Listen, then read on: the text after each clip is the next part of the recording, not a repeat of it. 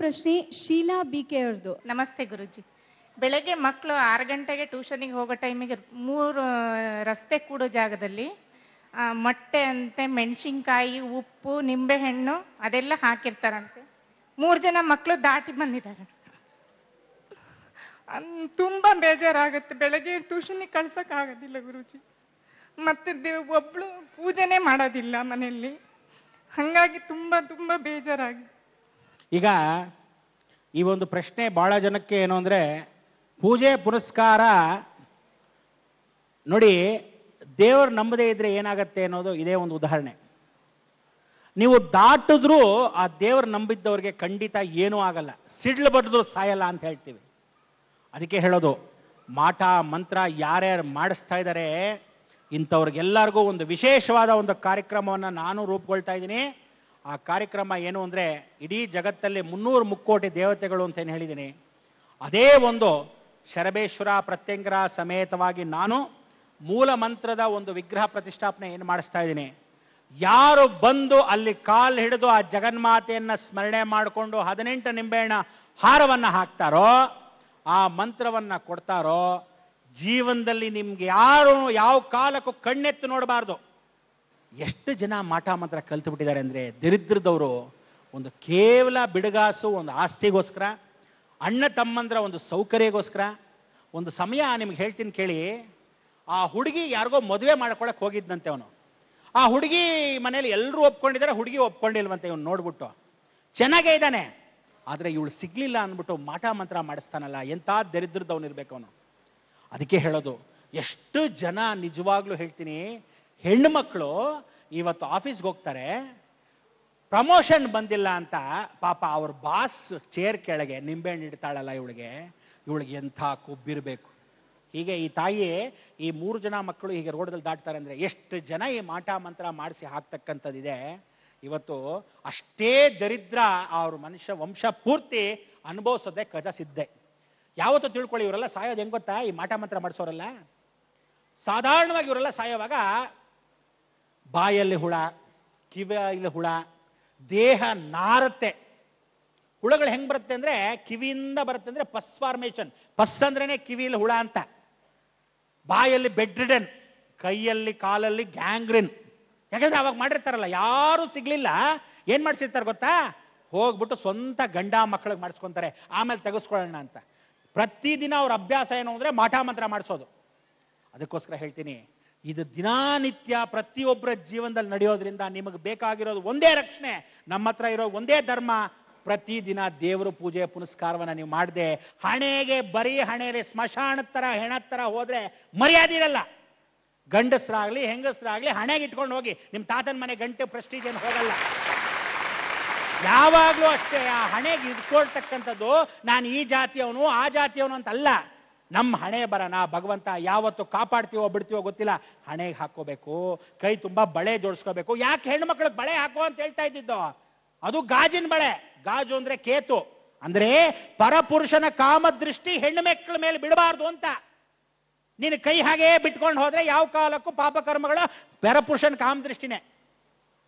ಅದಕ್ಕೋಸ್ಕರ ಹೆಣ್ಣು ಮಕ್ಕಳ ರಕ್ಷೆ ಏನಿತ್ತು ಅಂದ್ರೆ, ಅವಳ ಮಾಂಗಲ್ಯ, ಅವಳಿಗೆ ಸೆರಗು ಮುಚ್ಕೊಂಡು ಹೋಗ್ತಾ ಇದ್ರೆ ಗೌರವ, ಕಾಲಲ್ಲಿ ಕಾಲುಂಗ್ರ, ಕೈಯಲ್ಲಿ ಬಳೆಗಳು, ತಲೆ ತುಂಬಾ ಹೂವು, ಸಂಪ್ರದಾಯವಾಗಿ ಹೋಗ್ತಾಳೆ ಹೆಣ್ಣು.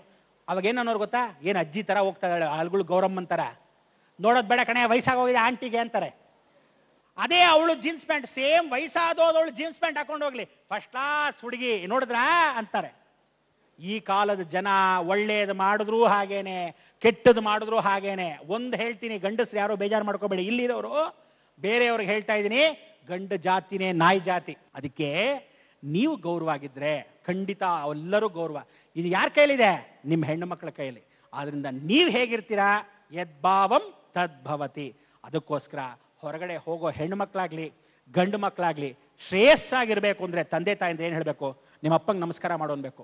ಕೆಲವರೆಲ್ಲ ಏನು ಮಾಡ್ತೀರಿ ಗೊತ್ತಾ? ನಾನು ಟಿವಿಲಿ ಹೇಳ್ದೆ ಅಂದ್ಬಿಟ್ಟು ಹೆಂಗಸ್ರಲ್ಲ ನಮಸ್ಕಾರ ಮಾಡ್ಬಿಟ್ಟು ಹೋಗು ಅಂತ, ಇದೇ ಹೊಸ ಪದ್ಧತಿ, ನಮಸ್ಕಾರ ಮಾಡ್ಬಿಟ್ಟು ಹೋಗು ಅಂತ ಹೇಳ್ಸ್ಕೊಂಡು ಮಾಡಿಸ್ಕೊಂತೀಯ ಅಂತ. ಹಂಗೆ ಹೇಳೋ ಬದಲು ನೀವೇನು ಹೇಳಿ ಗೊತ್ತಾ? ನಿಮ್ಮ ಅಪ್ಪಂಗೆ ನಮಸ್ಕಾರ ಮಾಡೋನ್ಬೇಕು, ನಿಮ್ಮಪ್ಪ ಏನು ಮಾಡಬೇಕು, ನಿಮ್ಮ ಅಮ್ಮಂಗೆ ನಮಸ್ಕಾರ ಮಾಡೋನ್ಬೇಕು.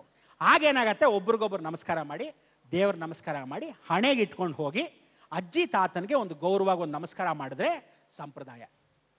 ಯಾರಾದ್ರೂ ಅಂಕಲ್ ಬಂದ್ರೆ ಆಂಟಿ ಬಂದ್ರೆ ಗೌರವ ಘನತೆ ಇಲ್ಲ. ಅಂಕಲ್ ಚೆನ್ನಾಗಿದ್ರಾ? ಅದೂ ಇಲ್ಲ ಈ ನಡುವೆ. ಇವ್ರ ಪಾಡಿಗೂ ಆಡ್ತಿರ್ತಾರೆ, ಮಾನ ಮರ್ಯಾದೆ ಇಲ್ಲ. ಅಂಕಲ್ ಚಿಕ್ಕಪ್ಪನೋ ಅಂಕಲ್ಲೇ, ಸೋದರ ಮಾವನೋ ಅಂಕಲ್ ಅಂದ್ರೆ ಇಂಗ್ಲೀಷಲ್ಲಿ ಎಲ್ಲ ಬ್ಯಾಲೇಜ್ ವ್ಯಾಲ್ಯೂ. ಮಮ್ಮಿ ಅನ್ನೋದು, ಅಮ್ಮ ಹೆಣ ಯಾವಾಗಲೂ ದಿನ.